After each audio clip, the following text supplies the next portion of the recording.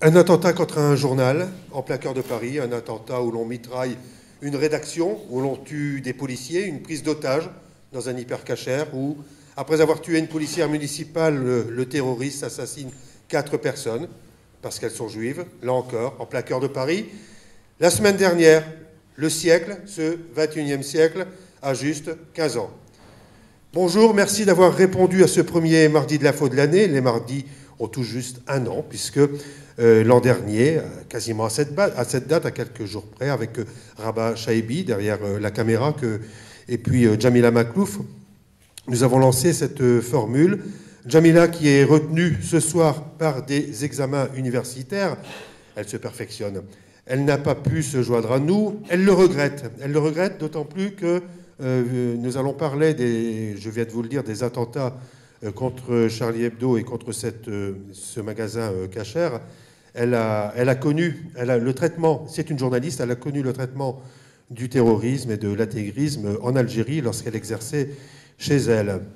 Elle s'associe donc, elle y a tenu à cet hommage que nous avons voulu rendre aux victimes des attentats. Mais avant d'aborder cette actualité et puis nos projets, je voudrais vous présenter nos invités avec qui je propose de revenir tout à l'heure sur le sujet qui nous réunissait au départ et qui nous réunit tout le temps. C'est ce qui s'est passé à Gaza, en Palestine. Été durant lequel un assaut particulièrement meurtrier s'est abattu sur l'enclave palestinienne de Gaza. Pierre Barbancé, bonsoir. Vous avez couvert les événements à Gaza pendant tout l'été et vous avez rendu compte durant toute cette période dans les colonnes de l'Humanité pour qui vous êtes grand reporter. Vous allez nous expliquer tout cela tout à l'heure. Mireille Gabrel à mes côtés, bonsoir. Vous êtes militante pour l'AFPS. L'AFPS, c'est l'association France-Palestine Solidarité. Et l'été dernier, vous n'étiez pas à Gaza, vous étiez à Lille pour mener les manifestations. Il y en a eu beaucoup, c'était 3 par semaine, si je ne m'abuse. Une grosse mobilisation, peut-être pas aussi importante que celle qu'on a vue ces jours-ci, mais c'était quand même exceptionnel. Et puis nous joindrons tout à l'heure par téléphone, elle n'a pas pu venir parce qu'elle aussi est dans les examens, mais de l'autre côté de la barrière, elle est universitaire, elle est prof à Paris 1, Eugénie Rébillard, qui est co-auteur d'un livre récent qui s'appelle « De la théologie à la libération », beau jeu de mots, rien à voir avec la théologie de la libération, on l'aura compris, de la théologie à la libération, histoire du djihad islamique palestinien. Il est sorti à la découverte en novembre dernier. Elle nous en parlera par téléphone. Je remercie au passage Laszlo Sevcik qui fait une prise de son pour notre site internet et qui travaille donc avec Rabat ce soir. Mais d'abord, 17 morts, une agression disent ceux qui se réclamaient de Al-Qaïda au Yémen, pour venger le prophète en tirant sur 12 personnes. 4 morts parce que quelqu'un qui se réclamait de Daesh s'attaque à une épicerie juive. Une morte, sans autre raison particulière que le port d'un uniforme de la police municipale. Et 3 autres morts, les terroristes eux-mêmes, sans compter les blessés. Dans tout le pays, et bien au-delà, on assiste à une immense vague d'émotions, c'est le moins qu'on puisse dire, la mobilisation des millions de personnes, 40 000 ici à Lille, samedi dernier. Et cette mobilisation est sans précédent depuis la libération. On n'avait jamais vu une telle action contre un journal et ses journalistes. Je suis Charlie, nous sommes Charlie. Si toutes celles et tous ceux qui ont clamé leur indignation ces derniers jours étaient des lecteurs de Charlie Hebdo, Sharp et son équipe auraient été heureux. Le journal était au bord du gouffre financier, rien à voir avec les 3 millions d'exemplaires qui vont être distribués dès demain matin. La presse a besoin de vous et ici, dans la région, il y a des journaux aussi qui ont besoin de vous. Liberté Hebdo, par exemple, a besoin de lecteurs. Mais au-delà de l'émotion compréhensible, au-delà des rassemblements souvent improbables, comme à Paris, mais ici également, l'heure des analyses, les vraies analyses, doit arriver très vite. Il faudra bien se questionner sur l'état d'une société qui exclut plus qu'elle n'intègre, une société qui exclut en se décomplexant, à lire, voir et entendre les médias dans les jours qui précèdent le 7 janvier, notre beau pays, si uni ce week-end, demande à ses chômeurs de cesser de profiter de la générosité de l'État, de rechercher vraiment un emploi.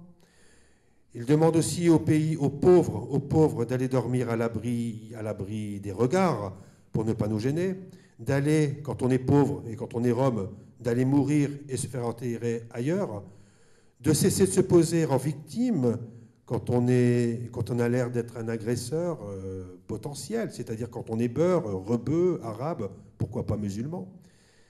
Il faudra aussi se poser de vraies questions sur les engagements de notre pays dans les conflits à l'étranger, en Côte d'Ivoire, au Mali, en Centrafrique, en Libye, en Tunisie, etc. Il faudra se poser des questions sur notre positionnement dans le conflit israélo-palestinien, le sujet de ce soir. Il faudra se demander pourquoi les Juifs veulent aller vivre en Israël, pourquoi les Arabes, musulmans ou pas, en ont marre de ne pas être considérés comme des Français à part entière. Pour ce qui le concerne, le Club de la Presse n'en restera pas là. Je l'attends, nous l'attendons. Notre ami slammer Marc Alexandre de la compagnie On a slamé sur la Lune va nous rejoindre en principe dans un moment et il viendra nous proposer une belle idée. Nous pensons aussi au club, avec nos amis de Colère du Présent à Arras, à monter une opération bientôt. Alors à coup sûr, nous nous pencherons sur les dérives, sur les islamalgames qui se sont fait jour dès le lendemain des attentats. Je pense à Yvan Rioufol qui demande aux musulmans de se désolidariser des attentats, comme si les musulmans étaient solidaires des attentats. Je pense à Éric Zemmour, qui veut se faire passer pour un exégète du Coran en relevant des sourates à sa manière. Je pense à cet ancien président français qui appelle à revoir l'équilibre entre la liberté et la sécurité. Je pense à son ex-ministre de l'Intérieur qui réclame une grande loi sur le renseignement et qui parle de déchéance de la nationalité pour ceux qui partent faire le djihad. Je pense aux lois récentes ou en préparation. Je pense à la manière dont on traite les sans-papiers. Je pense aux dizaines de mosquées agressées ces derniers jours. Et j'écoute, incrédule, les questions de la presse qui semblent nous demander, en interviewant notre propre président, celui du Club de la Presse, qui est ici dans cette salle, en lui demandant si la mobilisation de Lille, 40 000 personnes tout de même, ça n'était pas un échec. Et puis, ça c'était la question numéro 1. Deuxième question, et les musulmans dans tout ça, où étaient-ils? Question intéressante, quand la participation des musulmans est clairement posée par le même journaliste. Le musulman, encore une fois, essentialisé, mis en situation d'accusé. C'est la même chose quand on reproche aux unes de ne pas être Charlie, aux uns plutôt, ou aux autres de ne pas être Charlie, et puis aux autres encore, dans les collèges et dans les lycées, de refuser de s'associer à la minute de silence sans trop se poser de questions. Je vous renvoie à d'autres articles. Nous n'avons malheureusement pas le temps d'aller plus loin. D'autres articles qui s'interrogent plus sérieusement sur la manière dont la presse s'est comportée ces derniers jours. Voyez par exemple l'article de Saïd Bouamama sur son blog. Sûr et certain, nous porterons la plume dans la plaie en nous interrogeant, nous, les journalistes, sur la pratique de nos métiers. Il n'empêche, je salue les victimes de Charlie Hebdo, je salue l'équipe des survivants, comme ils se sont appelés eux-mêmes, une équipe qui s'est remise immédiatement au travail. Je pense qu'il fallait le faire, ça mérite notre respect. Vous pouvez les applaudir.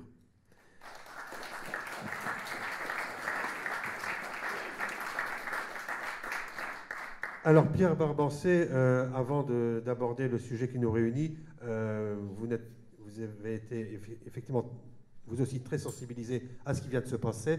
Un mot sur ces attentats et sur la manière peut-être aussi dont ils ont été traités. Je n'ai qu'un micro, donc je vous le passe. Merci, bonsoir tout le monde. Merci pour l'invitation qui m'a été faite de venir débattre avec vous ce soir. Oui, je pense que comme tout le monde, la très grande majorité des gens en France, j'ai été évidemment touché par ce qui s'est passé la semaine dernière. Peut-être un peu plus, parce qu'à l'UMA, nous avions des relations privilégiées avec Charlie Hebdo et avec toute l'équipe des dessinateurs de Charlie, notamment, et ça rejoint un peu ce qu'on fait ici, puisque le dernier dessin de Charb que nous avons publié dans l'UMA concernait le Proche-Orient, concernait le conflit israélo-palestinien. Et Charb, dans son dessin que nous avions publié en dernière page de l'UMA, faisait dire à Netanyahou, qui se trouvait juste derrière Mahmoud Abbas sur le dessin, Netanyahou disant « Je voudrais que vous fassiez plutôt confiance à la justice divine ». Donc il y avait un engagement réel, et contrairement à ce qu'ont pu penser certains ou les auteurs de l'attentat traitant d'islamophobes ou l'équipe de Charlie, Charb et tous les autres, il y avait au contraire un très grand respect pour le combat qui est mené et une lucidité politique qui refuse les manipulations, qui refuse l'instrumentalisation et surtout qui voyaient la réalité de ce conflit israélo-palestinien qui est tout sauf un conflit religieux, mais qui est bien la lutte d'un peuple pour sa libération, pour ses droits et pour la création de son État. Et donc je crois que c'est tout ça qu'il faut regarder, qu'il faut avoir en tête aujourd'hui, d'autant plus qu'effectivement, si certains essayent de jeter de l'huile sur le feu entre les communautés, je crois que ce que vous avez rappelé tout à l'heure, qu'un certain nombre de journalistes osent montrer du doigt les musulmans, comme si les musulmans n'étaient pas... Ceux qui vivent ici ne sont pas des Français, ceux qui ont un passeport français ou qui ont une carte d'identité. Et même au-delà, ceux qui sont des immigrés et qui ne sont pas des Français ont le droit de vivre sur notre sol, de ne pas être stigmatisés de cette manière-là, comme s'il fallait stigmatiser toutes les communautés dès que quelque chose se passe. Je crois que c'est très très dangereux. Et pour ma part, personnellement, je pense que notre profession, les journalistes, nous devrions nous pencher un peu plus sur notre travail, sur ce que nous faisons, sur ce qu'on veut nous imposer dans les rédactions et notamment les grands médias. Et on a pu voir ces dernières années de quelle manière les traitements se font, qui n'aident pas du tout, à mon sens, à comprendre ce qui se passe réellement dans le monde. Et je crois qu'il est de notre responsabilité aussi, et c'est aussi un peu ce qu'on fait ici, ce que font aussi de nombreuses associations. Je crois que plus que jamais, les questions internationales doivent redevenir au centre de nos débats, au centre de nos discussions.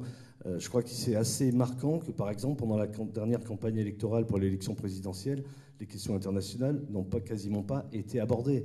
On a parlé de l'Europe, effectivement, mais les questions internationales n'ont pas été abordées.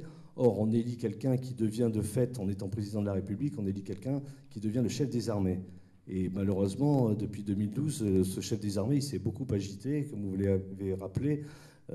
Les interventions militaires françaises aujourd'hui sont de plus en plus nombreuses. Elles se font de manière, évidemment, à travers un filtre politique dont on ne débat jamais.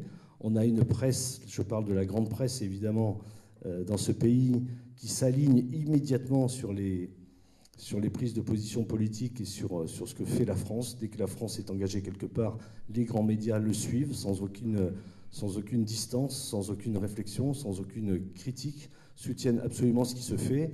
Et donc, de fait, vous savez, je vais juste l'aborder une minute. Moi, je reviens de Kobané, je reviens du Kurdistan syrien aujourd'hui. On peut voir de quelle manière la France agit.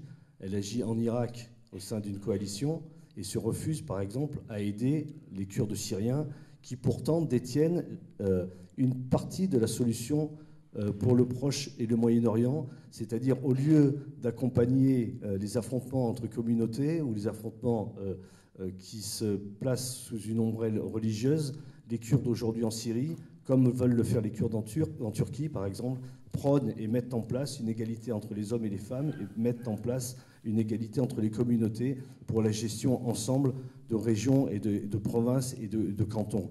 Et je crois qu'au lieu de, à chaque fois qu'un problème se pose, aussi grave soit-il, on dégaine les armes, on envoie les troupes, au lieu de ça, si on mettait en place de véritables débats pour dégager des solutions politiques, même si c'est très compliqué, mais si on mettait en place ces débats-là qui permettent d'avoir des solutions politiques, je pense qu'on éviterait beaucoup de guerres, on éviterait beaucoup de morts, et je crois que les affrontements cesseraient beaucoup plus. Et donc, je crois que nous avons une très grande responsabilité. De la même manière, j'en termine là, tout le monde est ému aujourd'hui, y compris dans la profession, tout le monde est ému sur ce qui s'est passé à Charlie, mais il y a encore 2 semaines, la profession, qui se souciait du fait que Charlie Hebdo pouvait disparaître parce qu'ils n'avaient pas assez d'argent? Qui se soucie aujourd'hui de la disparition possible de Liberté Hebdo? Qui se soucie de la disparition possible de l'humanité? Je crois qu'il en va de la responsabilité de chacun pour la démocratie. Or, ces disparitions existent parce qu'on permet aujourd'hui une concentration de la presse. C'est pour ça qu'on retrouve quasiment les mêmes informations, les mêmes commentaires. Et vous voyez même, avec ce qui s'est passé à Charlie, ce sont toujours les mêmes qu'on voit sur les plateaux.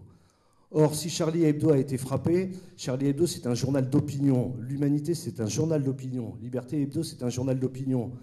Dans un pays où on nous dit, alors que nous ne sommes pas loin de l'école supérieure de journalisme ici de Lille, où on nous répète à l'envi que les journalistes devraient être neutres et objectifs. Personnellement, moi, je suis grand reporter. J'ai été primé comme correspondant de guerre à Bayeux. Je dis, nous ne pouvons pas être objectifs, nous ne pouvons pas être neutres, et ce n'est pas ça qui est important et qui est intéressant. Chaque journaliste va y aller avec sa vision propre, avec son histoire propre, en tant que journaliste, sur un conflit ou sur un événement qui se produit. Et puis s'il y a des médias différents, c'est parce que ces médias ne vont pas refléter les mêmes choses, ils ne vont pas avoir les mêmes pôles d'intérêt, ils ne vont pas hiérarchiser l'information de la même manière, ils ne vont pas mettre en une les mêmes choses. Et je crois que ça fait partie du pluralisme. Et ce pluralisme-là, aujourd'hui, il est en danger parce que l'information est devenue une marchandise. On veut en faire une marchandise, et même quand ce qui s'est passé à Charlie Hebdo, ils ont utilisé ce qui s'est passé à Charlie Hebdo pour continuer à faire de l'argent, pour continuer à faire de l'audimat, et c'est simplement ça qui les intéressait. Donc je pense qu'il faut aussi qu'il y ait un sursaut de notre profession sur l'ensemble de ces questions. Merci Pierre. Retenez bien, effectivement, la presse d'opinion, nous en avons parlé il y a quelques mois ici, c'est une presse qui est essentielle et que l'on n'aide pas. Et les journaux dont on parle ne se figurent pas non plus dans les palmarès des aides d'État qui sont versées. Donc nous avons besoin de, j'ai cité Liberté Hebdo, c'était le local de l'étape, l'Humanité effectivement en fait partie. Il y a beaucoup de journaux comme ça qui ont besoin de lecteurs. Mireille, pour revenir sur ces attentats, sur la manière dont les choses ont été perçues, pareil, je vais vous poser la même question, et puis je m'adresse à la militante. Netanyahou, parlons-en, qui était en tête de manifestation. Merci Philippe, merci de faire mention de ce personnage.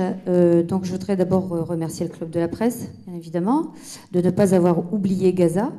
Depuis les massacres de 2008-2009, l'association, chaque année, soit organise un rassemblement ou une manifestation pour dire que Gaza, on n'oublie pas.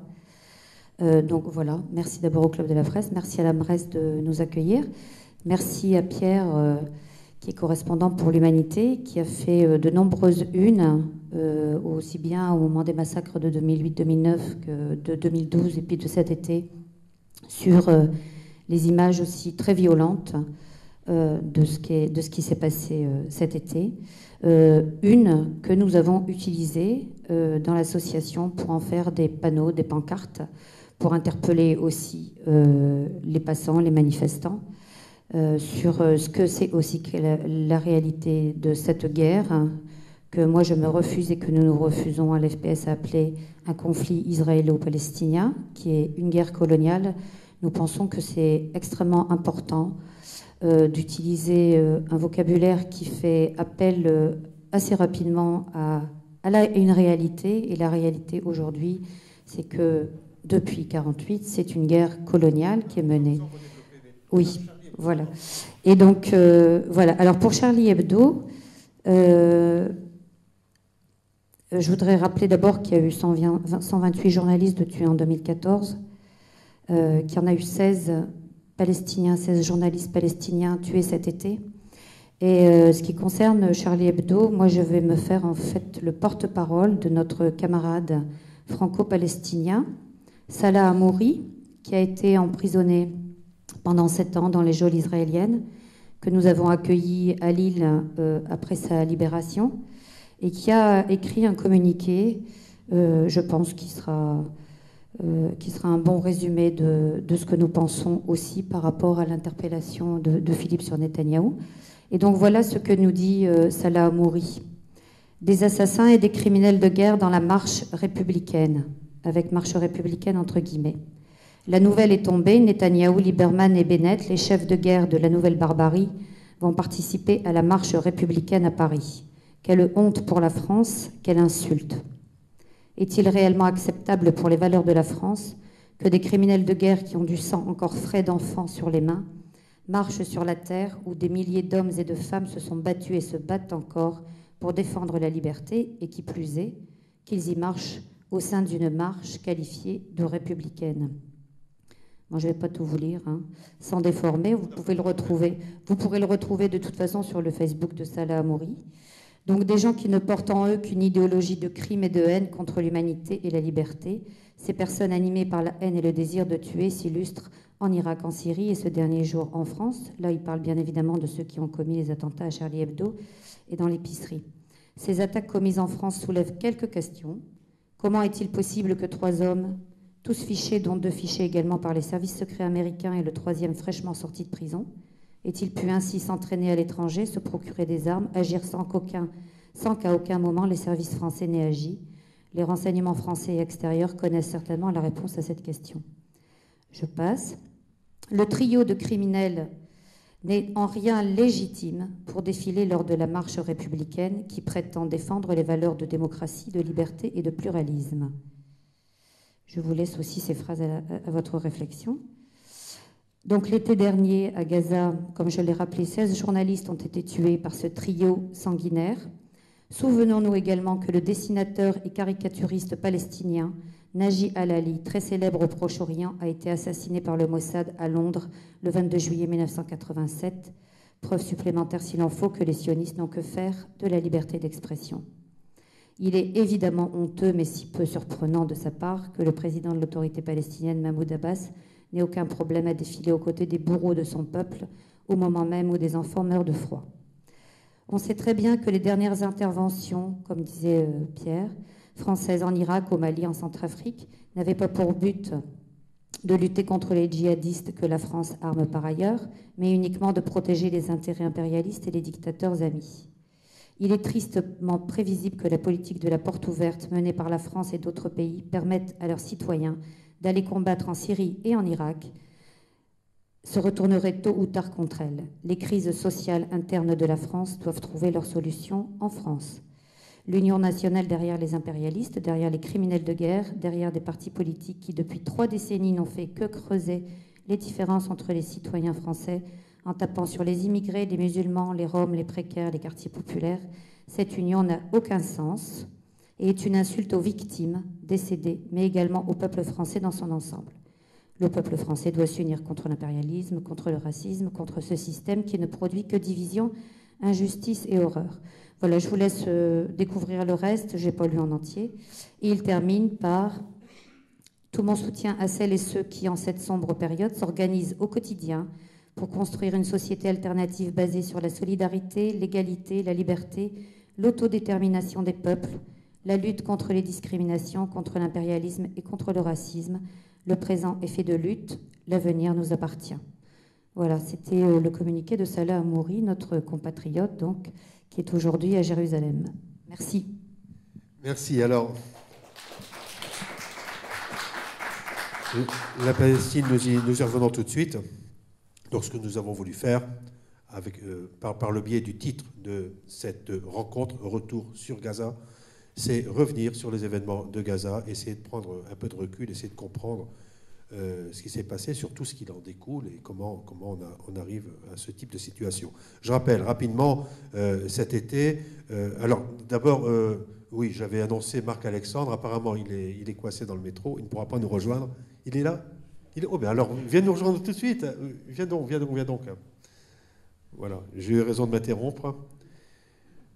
Nous restons donc toujours, désolé pour le cafouillage, c'est ma faute, je ne t'avais pas vu, sur cette première partie, donc les réactions après les attentats. Et Marc-Alexandre, tu es, je te tutoie, tant pis, c'est trop tard, c'est parti, c'est comme ça. Tu es membre de la compagnie On a slamé sur la Lune, et tu nous as fait une proposition au Club de la Presse d'organiser une soirée lecture. On pourra ajouter d'autres choses. Est-ce que tu peux nous en parler, nous dire aussi en quelques mots comment tu as ressenti ces événements? Tu étais sur les manifestations silencieuses de ces derniers jours. Merci. Bonsoir à toutes et tous. Oui, j'étais dans la rue comme beaucoup de gens, mais j'étais surtout aussi au contact de jeunes parce que j'anime des ateliers d'écriture avec mon collectif de slam. On a slamé sur la Lune en collège et lycée. Et j'ai eu des réactions assez surprenantes de gamins de 12-13 ans qui se prenaient à partie les uns les autres uniquement à cause de leurs différences. Et voilà, moi, ça m'a ému, touché, bousculé, interpellé. Et comme on a la chance d'avoir une tribune parce que quelquefois on nous tend un micro et qu'on peut parler à d'autres êtres humains, on a eu envie, avec le collectif On a slamé sur la Lune, et c'était ma proposition à Philippe et au Club de la Presse, d'organiser quelque chose modestement où on pourrait lire des textes, s'adosser au poème d'Éluard, Liberté, j'écris ton nom, et puis lire des textes, des récits de journalistes emprisonnés dans le monde entier, morts dans l'exercice de leur profession, et puis des poèmes aussi, parce que finalement, ce qui relie les hommes, c'est la beauté, et la beauté, c'est ce chemin qui nous manque. Alors voilà, moi, je vais vous offrir un texte que j'ai écrit, que j'ai commencé à écrire au moment de cette période de trouble dans la bande de Gaza l'année dernière. Et cet été meurtrier, le texte a commencé à ce moment-là et il s'est terminé avec les récents événements en France. Voilà, je lis et je vous l'offre en partage. Je n'ai pas eu le temps de l'imprimer, alors je me sers de mon téléphone, comme dirait mon fils, je suis un poète 2.0. Triste est l'époque, opaque et glauque au siècle des lumières éteintes, l'humanité sombre dans la pénombre mortifère. Mon frère, où sont passés les hommes, oui, où sont passés les hommes de paix, de bien, de lien? Des monstres médiatiques décapitent nos espoirs, on nous tue, nous assassine pour un rien. Une terre, l'appât du pouvoir, du gain, et même au nom de Dieu censé être juste et miséricordieux, des insensés nous tuent, nous assassinent aux quatre coins du globe, avec ou sans raison, le sang coule sur le monde. Où sont passés les hommes de paix, de bien, de lien? Oui, où sont passés les hommes? Nous sommes en guerre, c'est le djihad contre nous-mêmes, contre nos rêves, alors que pleuvent les poèmes. Mais que peuvent les poèmes? Rien, à part nous rappeler à l'ordre de nous-mêmes et de notre humanité fragile. Que peuvent les poèmes? Rien. Et c'est déjà beaucoup. Certains prônent et sèment la destruction, la division, le chaos et la mort. D'autres poètes chantent encore la vie, l'union, la révolte et l'amour. Pour toujours, les poètes sonnent l'alarme, le djihad contre l'immonde, la barbarie et la vulgarité du monde. Pour toujours, les poètes et les citoyens, sœurs et frères humains sonnent l'alarme, la révolte, le djihad contre la barbarie et la vulgarité du monde. Répandre les ténèbres, voilà le projet des assassins d'aube extrémistes de tous bords. Et ils sont légions, essaims d'hommes sans âme, égarés et armés, sentinelles de la pensée, milices de la terreur qui se nourrissent de la haine de l'autre qui vit, rit, prie, jouit différemment. Ils sont légions, essaims d'hommes sans âme qui sèment le chaos, la destruction et la mort sur leur passage. Ils sont légions sans honneur et leur projet est de répandre les ténèbres. Alors il est temps, pour nous, il est temps peut-être de rallumer les lumières. Au nord, au sud, à l'ouest, à l'est d'Éden, car nous sommes nombreux, nous aussi, à dire non à la peur de l'autre. Nous sommes nombreux, nous aussi, à dire non à la peur de l'autre. L'autre qui ne vit pas, ne rit pas, ne prie pas, ne jouit pas comme nous. Nous sommes nombreux, nous aussi, à dire non à l'obscurantisme et à la propagande de ceux qui nous tuent, de notre humanité, nous défont au nom d'un Dieu ou de l'idée qu'ils s'en font, ceux qui nous hainent, nous mécréants, athées, agnostiques, animistes, religieux, pratiquants ou non, que nous sommes au fond infidèles, que nous sommes tous autant que nous sommes au fond infidèles en droit d'être humains. Il est temps peut-être de rallumer les lumières et les étoiles dans les yeux des enfants. Rallumer les lumières et les étoiles, voilà notre projet. Échafaudé dans le sang, gisant au sol, le bruit des balles qui sifflent, des bombes qui soufflent, des machettes qui tranchent, des haches qui décapitent, le bruit et la fureur. Parfois, je me dis que la terre se porterait bien mieux sans prophète, que le monde tournerait plus rond s'il consentait à croire enfin en ces poètes. Ah, si seulement nous pouvions tous nous convertir à la poésie. Nous pourrions alors nous armer du chant des partisans de la beauté et aller ensemble à la lutte, commettre des attentats poétiques, sourire aux rêves et interpeller l'avenir, en semant l'espérance, en s'aimant ici et là, partout où danse intense la vie. Mais ce que je dis n'engage que moi, et d'autres aussi qui refusent d'abdiquer et résistent comme ils peuvent. Refuser d'abdiquer et résister à la bêtise, la barbarie, la violence, l'horreur humaine. Ne pas basculer, surtout ne pas basculer dans le cynisme, le défaitisme, la vulgarité, ou alors accepter de tomber, car il n'y a rien de plus humain. Tomber puis chevaucher sa chute, pour avancer à nouveau, tomber pour mieux se relever et faire face à la bêtise, la barbarie, la violence, l'horreur inhumaine. Ce que je dis n'engage que moi ou pas, car ce que je dis vous engage peut-être vous aussi, assis confortablement ou non dans vos vies.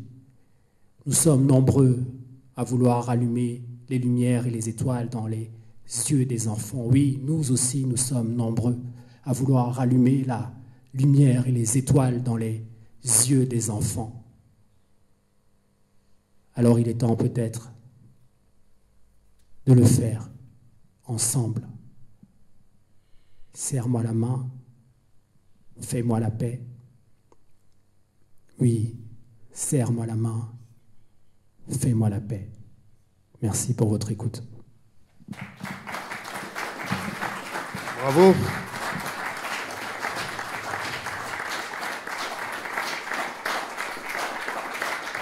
Belle transition et en même temps bel avant-goût de ce que nous aurons très certainement on va essayer dans les 15 jours qui suivent. Il est bien évident que la proposition que tu as faite a été acceptée. Il n'y a plus qu'à monter, à trouver une salle, mais vous serez informés en temps et en heure par notre site et tous nos moyens de communication.